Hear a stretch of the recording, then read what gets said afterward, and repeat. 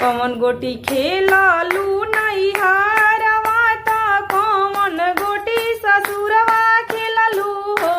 ए ललना कौन गोटी खेललू से जरिया गर्भवा रही गइले गर्भवा रही गइल।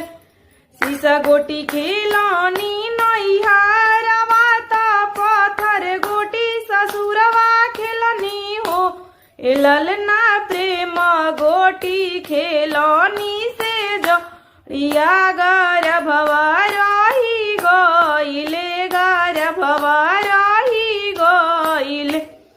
केकरा संगे खेललू सीसा गोटिया त केकरा संगे पत्थर गोटिया हो।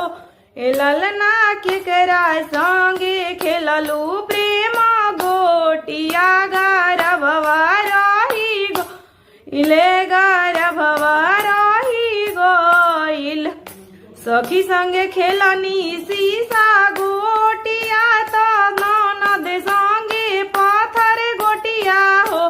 ए ललना सैया संगे खेलनी प्रेम गोटिया गर्भवा रही गइले गर्भवा रही गइल।